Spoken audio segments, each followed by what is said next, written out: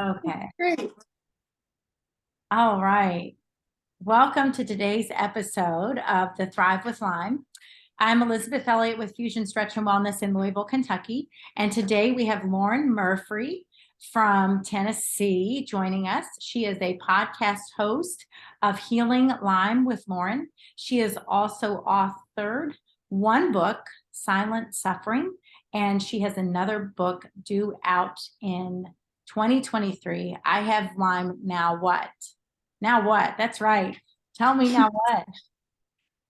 Lauren, thank you so much for joining us. Yes, of course. Thank you for having me. Yeah. So tell me about the now what part. You have Lyme. I mean, what are some of the things that you are, and tell us a little bit more. Actually, I'm going to read that. Okay.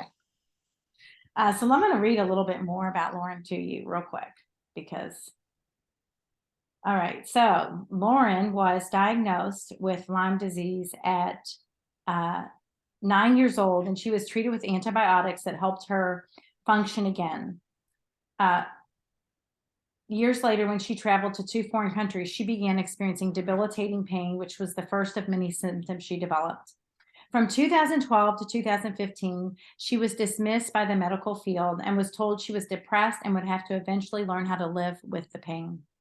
Lauren pursued many different treatments with various specialists in Vancouver, Seattle, Germany, Tennessee, Colorado, and Pennsylvania. She currently resides in Nashville with her husband, Andy. She's an author, editor, chronic illness coach, and podcast host. She is continuing holistic treatment while she is writing her second book. So we've got two intros there. Thank you so much. I feel so honored to have all that intro. Good. I'm glad. All right. So now what? Tell us now what? Now you have Lyme diagnosed, and you want to share and expand on your story at all a little bit there? I mean, Yeah, I mean, not really.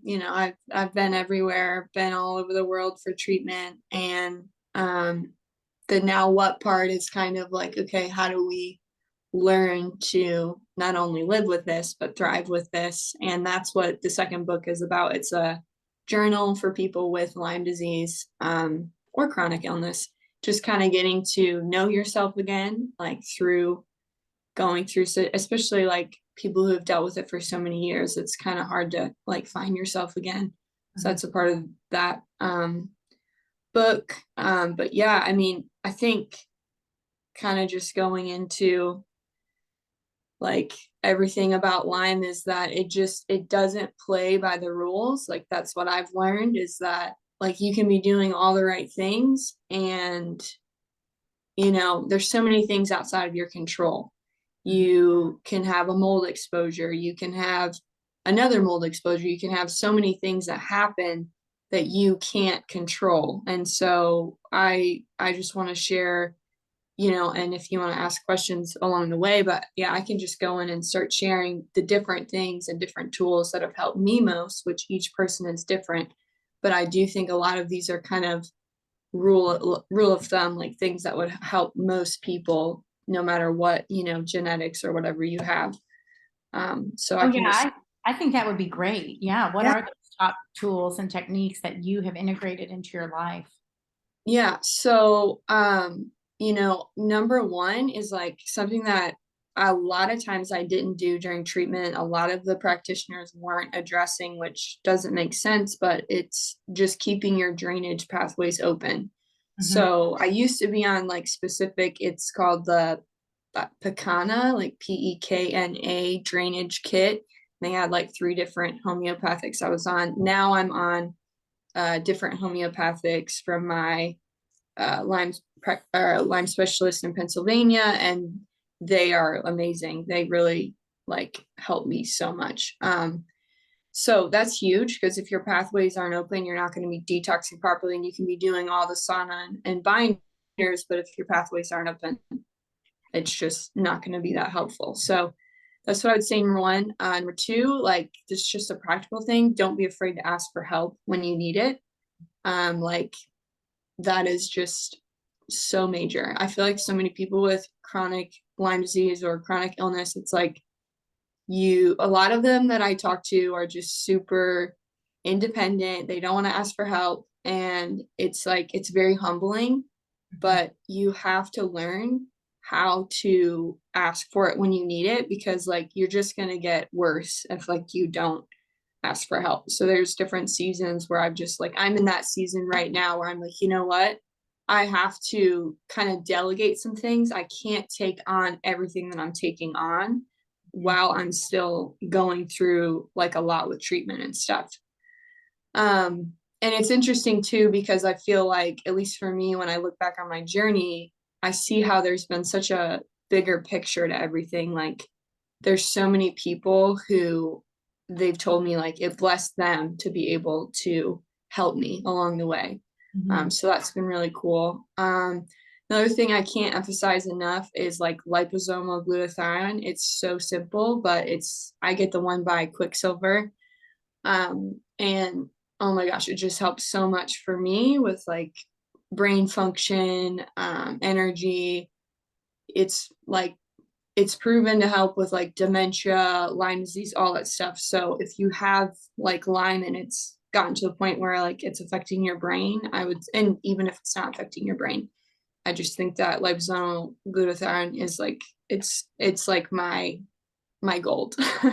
Okay. And then yeah, DNRS as well. That's basically just brain retraining. And there's different ones out there. The only one I've done is DNRS. My friend lended me the program a year ago. And during that time, we had just had a gas leak in our house. Like there was just so much going on for me. And I was in such a state of fight or flight. And I started doing it and started seeing amazing results. And I would say this whole past year, having that in my tool belt, like anytime there's like these crazy situations, or I have another, like I go into a moldy building, or like not even that, it's like I just do it every day because I know that I'm creating new pathways in my brain that keep helping me heal. Because when you're sick for so long, your brain starts to just go on like autopilot of like, I'm so sick, and you're just like thinking the same thoughts, Yeah, so right. it's really helped me a lot, for sure. So that's DNRS. What does that stand for? Dynamic neural retraining system. Okay, and that's something so you do this at home. Yeah, it's kind of weird, like I've shared like on my podcast and stuff. Like it was really hard for me the first, like, I don't know, 4 or 5 days. You go through, she has you do like a boot camp. Her name's Annie Hopper. She wrote a book called Wired for Healing. I really, really recommend that book as well. But it's hard at first, because it's like I felt very stupid doing it. You're just like kind of going in a circle, and you're saying different things and talking to yourself. You're just talking to yourself, and you're like, this is weird. But once I kind of got over that hump and started to see results from it, I was like, all right, I got to keep doing this. So Right. Yeah. yeah. Um, and yeah, I mean, I think another huge point is just like explore other alternatives. Like if you're stuck and you have a practitioner that's just like you're not really getting anywhere, like there are so many things out there. And like red light therapy, cryotherapy, infrared sauna, hyperbaric oxygen chamber, like all of those things have been super helpful to me, as well as like chiropractic care that's helped me, especially at certain points when I've been like really jacked up. And I think like some people think, that's hogwash, like whatever, but I think first of all, who you're working with makes a big difference. And if you get stuck in these ruts where you're just like, I'm not getting anywhere with treatment, like you gotta kind of broaden your horizons and be like, okay, maybe there's something to this whole thing that I'm just missing, like my gut, or you know some drainage pathways, detox. Like it's a whole thing. You gotta address all the things, and if you're missing one big piece, you're only going to get so far. So that would be another big one, I would say. And yeah, I mean, like I said, there's just a lot of things out there. Like I take specific supplements for my gut. It's called Plexus. Certain people, like a lot of people would say, you know, it's not going to heal your Lyme disease. Cause I had people reaching out to me being like, Plexus healed my Lyme disease. And I was like, well, that's great. And it didn't heal my Lyme disease at all, but having just something that helps my gut, helps my mood, helps just keep me more energized, you know, all that kind of stuff. So, Right. um, two other big points is just advocating for yourself. Like you got to advocate for yourself. Nobody else is going to do it for you. Even if you're married or you're not married, like there's only a certain, like people don't know your body. People don't know what you're going through. So like when you're going through a really hard time, you've got to learn how to just keep advocating for yourself, even when it feels like you're not worth it. You are worth it. You're worth healing. You're worth the money. You're worth all of it. So that's really important to remember and listen to your body. If you just need a rest, like this whole past week, I was like, I need so much rest. And that's just where you're at sometimes. And it's just really important to listen to your body. And yeah, I think I mean, we haven't really been talking that long, but the last thing that I really have been thinking about a lot is just hope. And like hope goes such a long way. And, you know, for me, I find hope, you know, in God and in my relationship with God has always kind of been that cornerstone to everything. Like if I didn't have that, I don't know how I would make it through this. And I truly believe that Lyme disease is a battle. Like it's a spiritual battle as well. And I will say that, you know,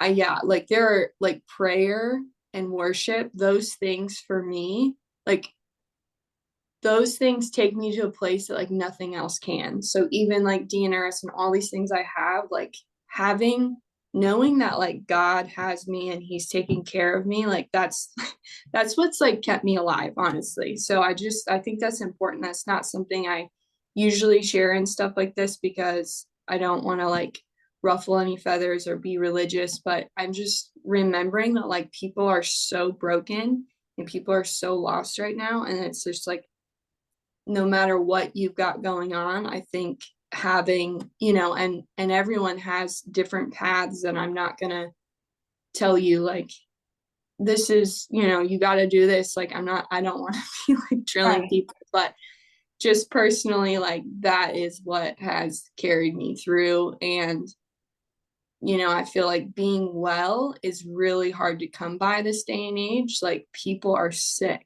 and I just think it's important for us to kind of hunker down and find, like I said, for me, you know, find some hope, you know, find some faith, find things that actually are life-giving and help you keep going. Because if you don't have that, I don't know how people make it through without having like a bigger purpose and having things that really are like eternal, you know. So that's yeah. Yeah. I, you know, when I think of like I kind of coined, not really, but the five fundamentals of what I'm calling the fusion five, like spirituality, you know, nutritional, emotional, the environment has to be clean, and then your physical body, right? You got to take care of all five. You really can't just, I mean, to me, a spiritual practice is incredibly important as well, you know, and not everybody resonates with that, right? But I do think it's really important to have that hope and faith, really, that I don't want to say a reason, right? But there is a reason. I was at this client's the other day, and the title of this book I saw on her shelf was The Obstacle is the Way, right? Like embracing your Lyme as a gift, right? Even though it feels like a sucky gift, right? But that it is maybe even helping you to cultivate an even deeper relationship with God or the divine, or right. I mean, So Yeah. as much as it sucks, it's bringing you this huge gift as well, right? Yeah. Which, you know, a lot of times I think people lose that faith, right? We're distracted by all of these other things out in the world, right? Sex, money, rock and roll, right? No, I'm just kidding, but kind of, you know what I mean? Like Yeah. football games and drinking and all these things that distract us from finding that connection to God, you know, I get it. I understand. I think it's an integral part of healing is to balance all five of those. You can't just, I don't want to say, I mean, I guess in a sense you can have an awesome spiritual practice, but you still have to be nurturing these other areas too.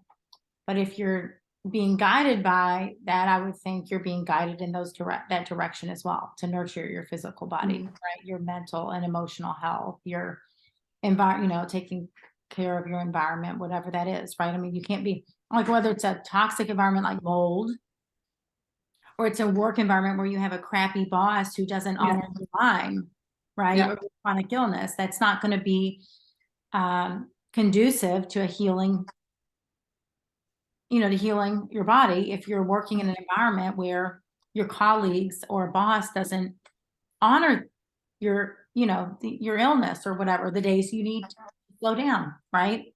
Mhm. Anyway, I hope I didn't digress too much, but I get it. So I think it is really important. And, you know, I've asked few others about their spiritual practice or faith, or, you know, do they turn to meditation or prayer, or, you know, and oftentimes that's a community of people, right? Mm. If you go, you know, to a church or synagogue or wherever that is. I know when my mom had breast cancer, I mean, that church came together and we had meals every night. Mm. You know, like 20, 30 years ago, they weren't gluten free. We didn't have any time, you know, you didn't hear about that type of stuff back then. You know what I mean? But I mean, they brought us food every night. Yeah. My mom did not have to think about one meal for like 3 months. Yeah. That's amazing. You I know, would love more of that for Lyme patients. you know, like community, and a lot of Yeah. times those are faith-based communities, not always, and sometimes it's just friends and family members, but you know, finding that. So now I know you mentioned what infrared, cryotherapy, a hyperbaric oxygen chamber, and also the detoxification pathways being clear. Lymphatic massage at all, like lymphatic drainage massage? Have you done any of that? Has that? I have done that. I haven't found it super helpful personally. But I do it like there's a video with Dr. Klinghardt and he tells you how to do it like on your own. And honestly, I find that more helpful. Like if I want a massage, I want it to be like a good massage. And Right. when someone's just barely touching me, I'm like, Yeah. I don't like that. Yeah. For me, it hasn't worked, but yeah, like lymphs definitely need to stay drained. Right. Um, just like finding the right things to help kind of keep your lymphatic system draining out and everything. Yeah. So now, as like right now, are there things that you are doing regularly? Are you going to the hyperbaric regularly? Are you sitting in the sun, aside from the supplements that you take and, you know, Mhm. honoring your body? Are those things something that you're doing? Yeah, I mean, I like without an infrared sauna, I don't know. Like it's so helpful to me. Some people say like you shouldn't be doing it every day, and I don't do it every day, but I can kind of tell with my body. It's usually like every 3 days, or it's like maybe for, just a short amount of time, Mhm. like every day. If I'm really struggling and like need to sweat, my body's just really struggling to sweat. Mhm. But yeah, I have one at home, and I also have like a membership to a wellness center where they have like the full wood box, because everyone's like the one I have, it's just your body, which I Okay. like, but every once in a while it's nice to like get your head to sweat too. And it's just different. And they have like red light therapy. I don't have red light therapy at home, and I think it's amazing. Like red light therapy is so good for your mitochondria, Right. repairing your hormones and everything. So, but yeah, I do all that regularly. I haven't used hyperbaric oxygen chamber in a long time. But there was this season where it helped me a lot. It's hard to stick with that if you are on a budget. It's just, there's not that many, like, most places say you should do it like 3 times a week. Mhm. And it's just, most people can't keep up with stuff like that if you're doing this long term. But yeah, it definitely has helped me. I'm trying to think of, other things I do on a regular basis. Yeah, I have homeopathics, like keeping my drainage pathways open. I feel like the longer I go through this, the more it just becomes, I feel like things just kind of simplify. Like earlier on, I was seeing these, I had a doctor in two doctors in Canada, people in Seattle, I was going to Germany. Like I was just like bedridden, using a wheelchair at one point, like just was like, what is going on? And was in such a state of like emergency. But now it's like I'm definitely way more mobile. I'm doing way more. I can work way more. And I'm just learning, like just getting in the sun, or like just listening to your body every day. If your body's like, you got to rest, then you rest. You got to talk to a friend, like just basic things.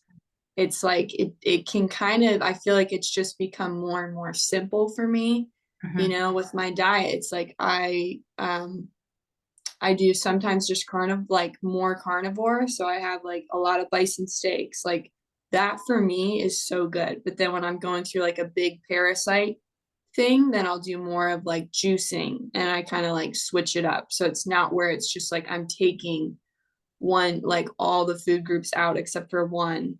Right. But I have found personally for me, especially because of my blood type and stuff, like I thrive on like gamey meat. That's just how I am. Are you an O blood type? That's like the most rare one, right? I always forget which one. I don't, I'm an O Yeah, blood type, and I feel like O does well with more. I think I am. Oh, I think so. Uh, I always forget. yeah, because I've been doing experimenting with a more carnivore and fruit diet lately, and I mean, gosh, I feel a lot better. It's my kids were like, "What, Mom? We don't have to eat salads for a month?" And I was like, "Yeah, we're gonna skip salads for a month." They were just like, "What?" Because I made Yeah, them a salad every day, and but adding a little bit back in. But I know for me, it has definitely felt better actually yeah, with the removal of almost all the grains. Like yeah, bloat is gone. I just everything. I don't know. yeah, yeah. Grains for me, I don't do grains. I mean, You dairy? every once in a while. What? Did you dairy?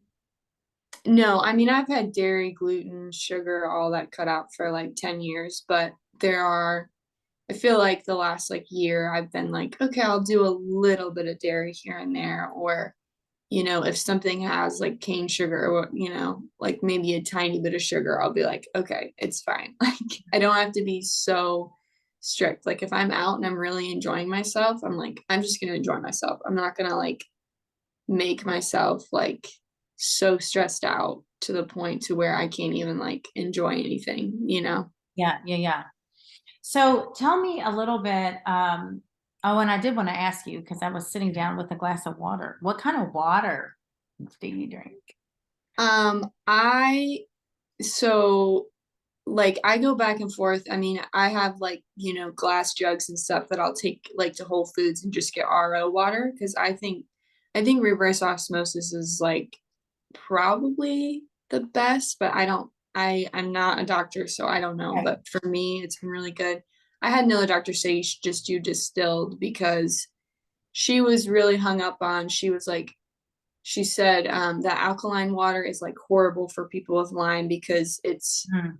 you can't be doing too much of that.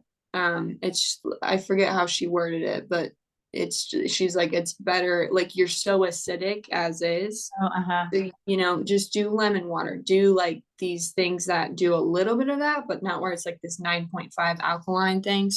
Right. So that helped me.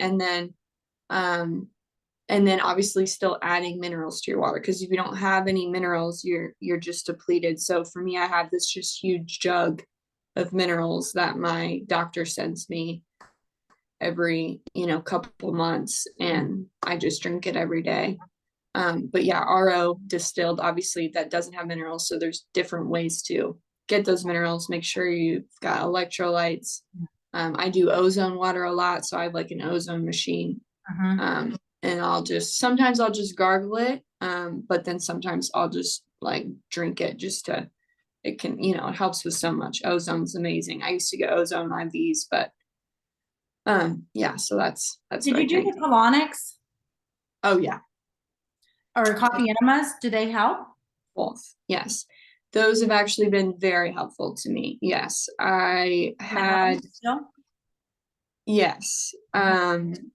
The type of colonic that I've only gotten like when I go places is it's the open system Angel of Water system, which I know there was one in Seattle. I think they're getting more popular. There's more around. But those help me a ton. And then enemas for sure. They're such a pain in the butt and like literally. So Right.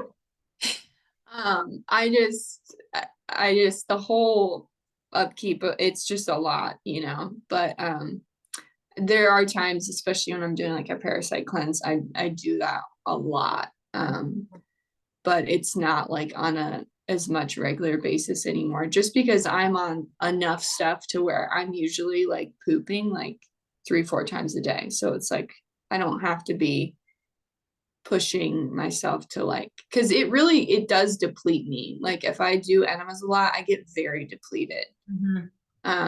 So like it's weird because it gives you energy because it has coffee, but Right. then afterwards I'm just drained out. So I know it's amazing, like for your liver, for everything, but it's not like something I do all the time. But I mean, over the last 10 years, I have done it a lot. Just kind of depends on like what is going on during that time, if that makes sense. Yeah. And then you also said you do use some juicing, huh? I do, yeah. I mean, celery juice. Sometimes I just juice broccoli with celery and like green apple and like lemon.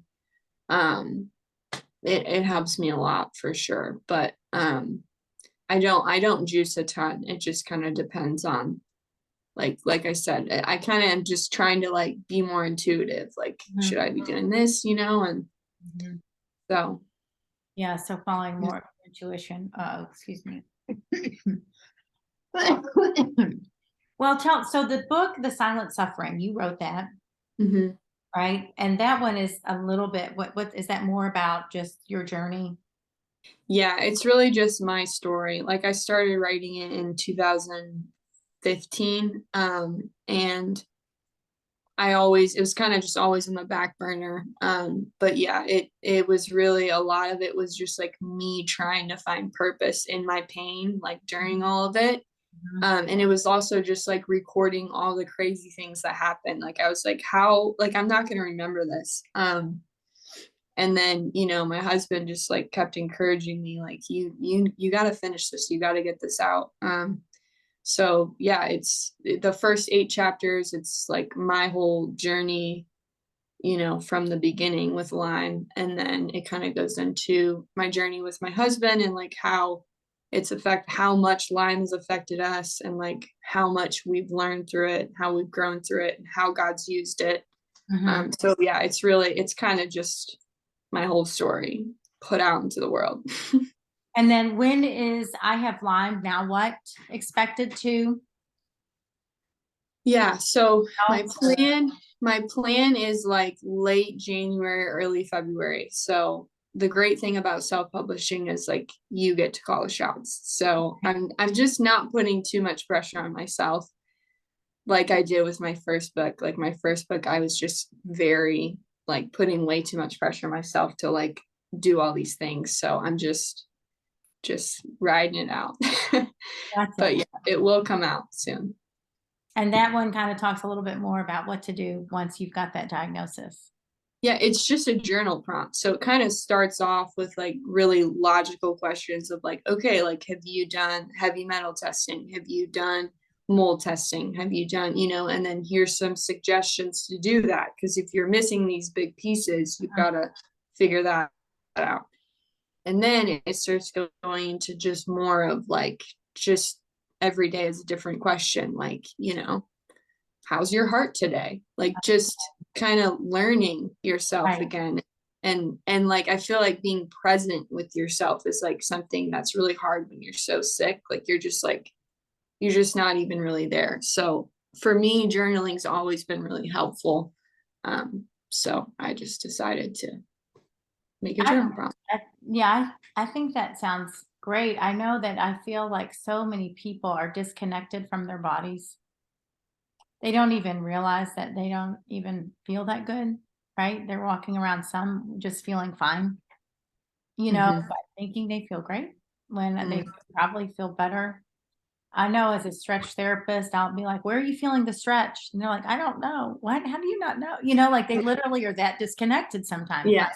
Yeah. And so I think it's great, like as you said, getting to know yourself again and like really tap into and tune into, you know, body sensations, any thoughts, feelings. It sounds like, those would be the things that, like, oh, I'm feeling sad and I'm feeling anxious. And where do you feel this in your body? And what are the other things going on, when you're feeling this way? Like, I'm more drained today, or, yeah, I don't know, like all the things that you start to connect about yourself when you just sit down and like, well, first of all, just tune into the present moment. Like, okay, what's going on right this second? Not 5 minutes ago, not what I have to do in 5 minutes, but right now. Yeah. I think that I'm sure is helpful too. And having those prompts, Yeah. I would imagine is helpful too. All right. So we are about out of time. Is there anything you want to share? You want to tell me where we can find you, where we can find your books and Um, your handle on Instagram and any okay. websites that you want to share? Yeah, my name on Instagram or my handle is Healing Lyme with Lauren, and that's the same as my podcast name. My book right now is just currently on Amazon, trying to get it to other places. Um, and what was your other question? I'm Um, always so awkward with this, and like I don't know. I'm Remember, on. Lauren, do you have any website? You have a website where they can find Um, I'm working on a new blog because I used to have a blog you? Okay. years ago, and it was very just not that great. So I'm working on making a new blog. So that's in the works. But yeah, I don't have a ton. I just have a book and Instagram. Okay. Okay. So be sure to check Lauren out on her Instagram, and then stay tuned for maybe more future episodes on your podcast, right? Yeah. Yeah. And No, I'm starting it back up next year. then her two books, the one that is already out, Silent Suffering, and then one that will be coming out in 2023, maybe January. I Have Lyme, Now What? Thank you so much, Lauren, for joining me today. It was, Thank you so much, Elizabeth. It was an honor. yeah. All right. Thank you. You all have a great day and be sure to check her out. All right. Let me